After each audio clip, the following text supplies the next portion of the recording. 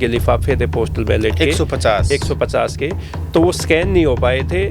लेकिन जो स्कैन नहीं होते उसका प्रोसीजर अलग होता है, वो उनकी काउंटिंग की जाती है, लेकिन वो प्रोसीजर फॉलो नहीं किया, ऐसा ब्रजेंद्र सिंह ने दावा किया है और हाई कोर्ट में इसी बात को रखा है। जी, मैं थोड़ा सा हमारे जो साथी सुन रहे हैं उनको थोड़ा याद है, क्योंकि 2024 की बात है। तो टोटल जो है देवेंद्र अत्री जो बीजेपी के कैंडिडेट थे उनको 48,968 वोटें मिली। ब्रजेंद्र सिंह कांग्रेस के 48,936 वोटें मिली। अक्टूबर 2024 में चुनाव परिणाम आया तो मार्च में ब्रजेंद्र सिंह इस परिणाम के खिलाफ Punjab and Haryana high court गए थे।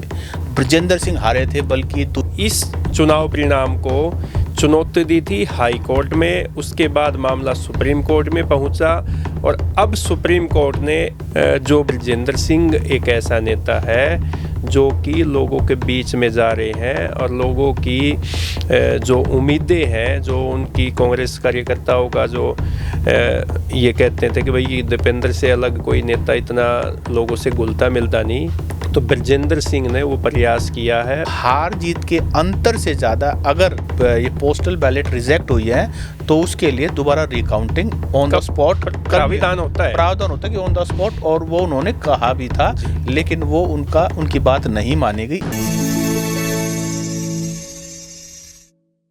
नमस्कार, द हरियाणा टॉक्स में आपका स्वागत है। नमस्कार, द हरियाणा टॉक्स के खास मुद्दे में आज हम डिस्कस करेंगे उचाना विधानसभा की, जो कि कांग्रेस के ब्रजेंद्र सिंह ने इस चुनाव परिणाम को चुनौती दी थी हाई कोर्ट में। उसके बाद मामला सुप्रीम कोर्ट में पहुंचा और अब सुप्रीम कोर्ट ने जो भाजपा के वहां से निर्वाचित विधायक हैं देवेंद्र अत्री चतुर्भुज, उनकी याचिका पर रोक लगा दी है।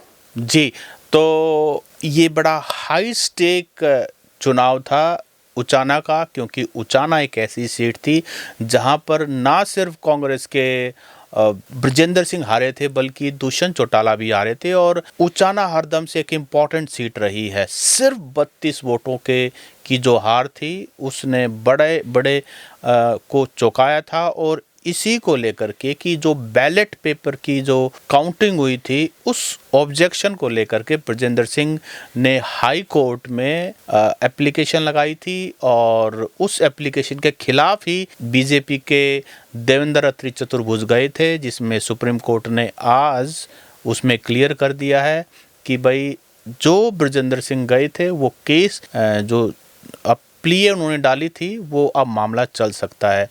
इससे पहले कोर्ट ने उस पर कुछ समय के लिए रोक लगा दी थी कि जब तक अगला ऑर्डर ना आए तब तक इसको होल्ड करके रखो।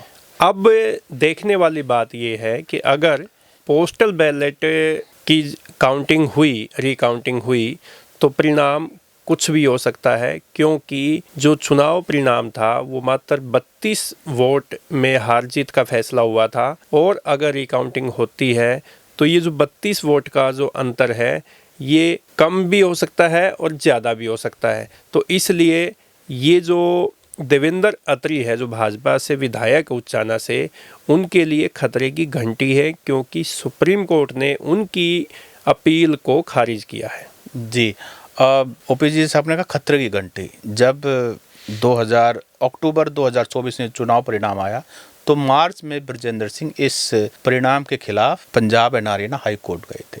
तो जब वो हाई कोर्ट गए तो उस समय इस पर केस ना चलाया जाए इस मुद्दे को लेकर के, तो देवेंद्र अत्री चतुर्भुज के वकील ने ऑब्जेक्शन किया कि जी इस पे तो कुछ नहीं बनता। तो जज साहब ने की कहा था कि आप इतने घबराए हुए क्यों, डर क्यों रहे हो, इतना डर क्यों रहे हो भाई। एक परिणाम पूरे डेमोक्रेटिक प्रोसेस से आया है, काउंटिंग हुई है, सबके सामने हुई है और सीसीटीवी कैमरा और सारे ऑफिशियल अधिकारी, इलेक्शन कमीशन ऑफ इंडिया के अधिकारी, सबके सामने हुई है। काउंटिंग जो थी, अगर सब कुछ सही है तो उस दिन भी वही थी, आज दोबारा करवा लो, 3 बार करवा लो, 10 बार करवा लो। मतलब कहने का मतलब है कि अब इतने घबराए हुए क्यों। लेकिन उसके बाद फिर जब हाई कोर्ट ने बात नहीं उनकी सुनी तो वो एक स्पेशल लीव पिटीशन जो उन्होंने सुप्रीम कोर्ट लगा दी। जी, तो सुप्रीम कोर्ट ने एक बार हाई कोर्ट को कहा भाई रुक जाओ, एक बार रुक जाओ, इसके बारे में हम कोई फैसला लेते हैं, तब तक आप होल्ड करके रखो। और आज जो है वो उन्होंने कहा कि भाई रिजेक्ट कर दिया, उनके अपील एसएलपी को खारिज कर दिया। एसएलपी को रिजेक्ट कर दिया जी। कि भाई जो भी ऑब्जेक्शन लेके आए हैं उसका निवारण कीजिए। तो अब जब सुप्रीम कोर्ट ने उनकी खारिज की है अपील को, तो अब मुझे लगता है कि हाई कोर्ट को भी ब्रजेंद्र सिंह ने जो पिटीशन किया था उसमें जो पोस्टल बैलेट का ही उन्होंने पॉइंट उठाया था कि पोस्टल बैलेट में जब हार जीत का अंतर जो है, उसका जो परिणाम की जो वोट है हार जीत की, उससे ज़्यादा अगर पोस्टल बैलेट का कोई काउंटिंग हुई है, अंतर ज़्यादा है, तो उसकी दोबारा से रिकाउंटिंग हो सकती है। और वो रिकाउंटिंग की ही अपील की है उन्होंने, चुनाव परिणाम को लेकर कोई बात नहीं की कि जो पोस्टल बैलेट है 125 जो रिजेक्ट की गई थी पोस्टल बैलेट, उनकी दोबारा से रिकाउंटिंग होनी चाहिए। वो क्योंकि वो स्कैन करनी होती है और वो स्कैन नहीं हो पाई थी, वो जो उनके लिफाफे थे पोस्टल बैलेट के 150 के, तो वो स्कैन नहीं हो पाए थे। लेकिन जो स्कैन नहीं होते उसका प्रोसीजर अलग होता है, वो उनकी काउंटिंग की जाती है, लेकिन वो प्रोसीजर फॉलो नहीं किया, ऐसा ब्रजेंद्र सिंह ने दावा किया है और हाई कोर्ट में इसी बात को रखा है। जी, मैं थोड़ा सा हमारे जो साथी सुन रहे हैं उनको थोड़ा याद है, क्योंकि 2024 की बात है। तो टोटल जो है देवेंद्र अत्री जो बीजेपी के कैंडिडेट थे उनको 48,968 वोटें मिली। ब्रजेंद्र सिंह कांग्रेस के 48,936 वोटें मिली। दुष्यंत चौटाला को तो मात्र 7,950 मिली। बुरी तरीके से जमानत जब्त हुई है जी। तो अंतर रहा फर्स्ट और सेकंड में 32 वोट्स का। इसमें पोस्टल बैलेट्स की 600 थी, जिसमें से 215 रिजेक्ट कर दी गई, और जिसमें से जो ब्रजेंद्र सिंह का 2 पॉइंट है इसके अंदर, 150 जो वोट थी वो रिजेक्ट सिर्फ इसलिए की क्योंकि उनके ऊपर जो लगा था कोड स्कैनर, वो स्कैनर प्रॉपर तरीके से नहीं हो पाया, इसलिए सिर्फ उनको रिजेक्ट कर दिया। तो ब्रजेंद्र सिंह का ये कहना है कि जो हार जीत के अंतर से ज़्यादा अगर ये पोस्टल बैलेट रिजेक्ट हुई है तो उसके लिए दोबारा रिकाउंटिंग ऑन द स्पॉट प्रावधान होता है कि ऑन द स्पॉट, और वो उन्होंने कहा भी था, लेकिन वो उनकी बात नहीं मानी गई। एक तो ये पॉइंट है। दूसरा, 150 जो वोट है उनको सिर्फ स्कैनिंग ना होने की वजह से उनको रिजेक्ट कर दिया गया। तो इसको लेकर के भी वो हाई कोर्ट गए हैं। अब ये डिसाइड तो देखो हाई कोर्ट में मामला चलेगा, कितना लंबा चलेगा, इसमें 2-3 बातें हैं इंटरेस्टिंग। परिणाम या तो जो पहले था वही सेम का सेम रह सकता है अगर दोबारा से रिकाउंटिंग होती है, लेकिन बाय चांस आप सोच के देखिए, ब्रजेंद्र सिंह पिछले लंबे समय से पद यात्रा पे निकले हुए, सद्भाव यात्रा पे निकले हुए हैं, और जब गर्मी में सर्दी में सारे कांग्रेसी अपने रजाई में घुसे हुए हैं या फिर आते हैं, अगर टूर वगैरह बनाते हैं अपने कॉन्स्टिट्यूएंसीज़ का, पार्लियामेंट्री कॉन्स्टिट्यूएंसीज़ की या असेंबली कॉन्स्टिट्यूएंसी का, तो पूरा गाड़ी में जैकेट वैकेट अटरम सटरम पूरा। गर्मी में तो एसी से बाहर नहीं निकले और सर्दी से रूम हीटर से बाहर नहीं निकलते। ऐसे समय में देखो, इसमें 2-3 बातें नोट करने वाली। ऐसे समय में ब्रजेंद्र सिंह रोड पे धूल जो ना फाँक रहे हैं, हरियाणा को नाप रहे हैं, धूल फाँक रहे हैं, और उसके बाद वो एक बात और कह रहे हैं कि भाई मैं एमपी रह लिया, मैं आईएएस रह लिया, लेकिन हरियाणा को मैं उतना कभी नहीं समझ पाया, क्योंकि एक तरह से silver spoon in the mouth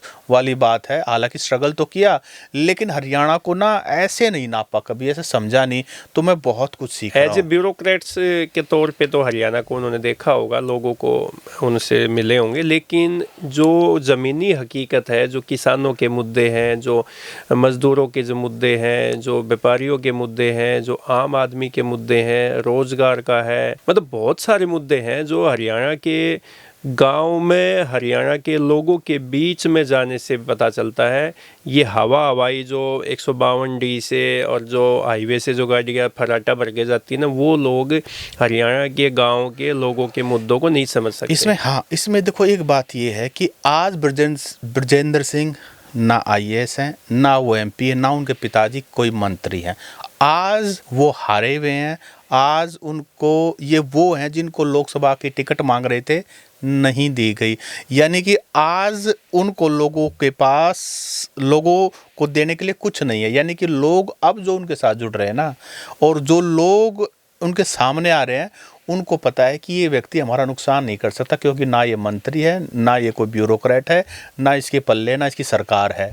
और अभी अभी मतलब कुछ समय पहले ही वो चुनाव से पहले कांग्रेस में आए थे, तो एक तरह से उनके पास पार्टी टर्न कोट का यानी कि दल बदलू का एक टैग भी है, जैसा भी टैग है। देखो तो ऐसे समय में लोग उनको ना सच से रूबरू करवा रहे हैं और वो शांति से पी रहे हैं। ये बहुत ही एक तरह से ना गरम कांच करके और कानों में पिघलाने वाला जैसा। नेता सुनता नहीं है किसी की। हम अपने कितने सारे नेता को जानते हैं सर, कांग्रेस को जाए हुए 3 टर्म हो गए हैं, 15 साल 15 साल हो टर्म हो जाएंगे गया। अभी। आज भी उनमें इतनी ईगो भरी हुई है सर, उनकी कोई सरकार नहीं है, लेकिन वो आदमी को आदमी नहीं समझते। देखो सत्सिंह जी, बात ऐसी है, अभी तक हरियाणा की हम बात करें तो दीपेंद्र सिंह हुड्डा का ये आता था कि भी ये लोगों के बीच में जाते हैं, लोगों से मिलते हैं, लोगों से उनके जो, अगर हम पूरे 12 महीनों की बात करें तो 12 महीने में से 10 महीने तो ना लोगों के बीच में जाते हैं, चाहे वो किसी के शादी ब्याह में जाते हो, किसी के दुख सुख में जाते हो, चाहे वो वर्कर मीटिंग लेते हो, चाहे कुछ भी ले।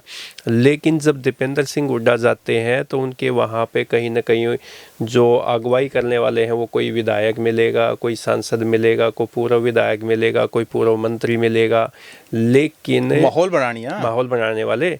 लेकिन अभी तक जैसे आप देखता आए तो ये कहते हैं कि दीपेंद्र हुड्डा ग्राउंड पे जाते हैं, लोगों के बीच में जाते हैं। लेकिन कांग्रेस में अब बृजेंद्र सिंह एक ऐसा नेता है जो कि लोगों के बीच में जा रहे हैं और लोगों की जो उम्मीदें हैं, जो उनकी कांग्रेस कार्यकर्ताओं का जो ये कहते थे कि भाई दीपेंद्र से अलग कोई नेता इतना लोगों से घुलता मिलता नहीं, तो बृजेंद्र सिंह ने वो प्रयास किया है। और पूरे हरियाणा में यूँ लगाओ कि वो चाहे उनके साथ 10 कार्यकर्ता हो, चाहे उनके साथ 50 कार्यकर्ता हो, चाहे 200 हो, 500, लेकिन वो हार नहीं मानते।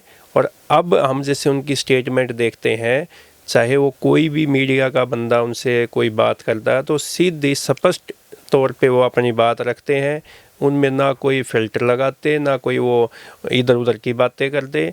तो उनमें जो कॉन्फिडेंस जो देखने को मिल रहा है ना, वो बृजेंद्र सिंह को बड़ा नेता बनाने के जो लक्षण जो होते हैं ना किसी भी नेता में, वो दिखाई देने लगे हैं। इसमें एक बात और भी है, देखिए दीपेंद्र सिंह हुड्डा की आपने बात की। दीपेंद्र सिंह हुड्डा पूर्व मुख्यमंत्री के बेटे हैं जो 10 साल रहे। उनका अपना एक, दीपेंद्र सिंह की अपनी मेहनत है, अपना एक रुतबा है, राजनीति में उन्होंने अपनी एक पकड़ बनाई है लंबे समय से, वो भी लोगों से मिलते रहे हैं।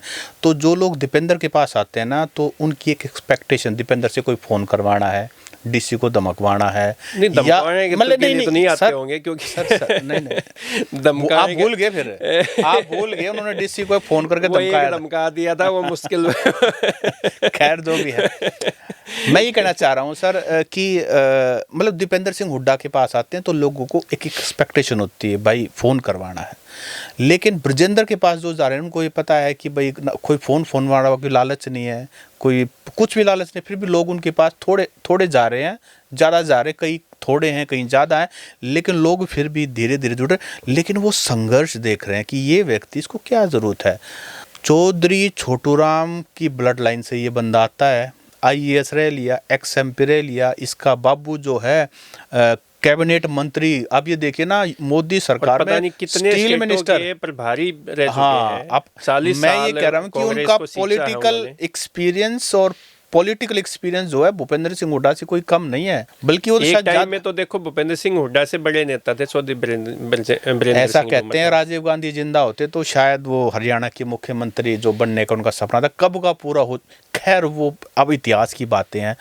तो ये जो उचाना की सीट है ना, तो उचाना की सीट देखो कोर्ट ने डिसाइड करनी है, लेकिन अगर ये पलट गया मामला, अगर कोई ऐसा रिकाउंटिंग में देवेंद्र अत्री चतुर्भुज वाला जो ये रिकाउंटिंग है बैलेट वाला, अगर कुछ ऐसा हो गया तो मुझे लगता है कि आप ये मानिए कि फिर तो एक तरह से अलग ही कुछ हो जाएगा। अलग से नहीं, अलग से पावर सेंटर जो है ना, आप कांग्रेस के अंदर एक होप जो है ना वो हो जाएगी। सत्सिंह जी, जब ये हाई कोर्ट में ये जो केस चला हुआ था और जब नज़दीक से की जैसे बहुत जल्दी इसके लिए सुनवाई के लिए तारीखें लगने लगी थी, तो ये कहा जाने लग गया था कि जब जैसे 1 साल तक आप देखोगे कांग्रेस का ना नेता प्रतिपक्ष यानी कि ओपोजिशन लीडर का चयन नहीं हो पाया था 1 साल तक। तो ये कहा जाने लगा था कि हाई कोर्ट का अगर ये डिसीजन जो है बृजेंद्र सिंह के पक्ष में आ जाता है और ये विधायक जो है उचाना से देवेंद्र अत्री की बजाय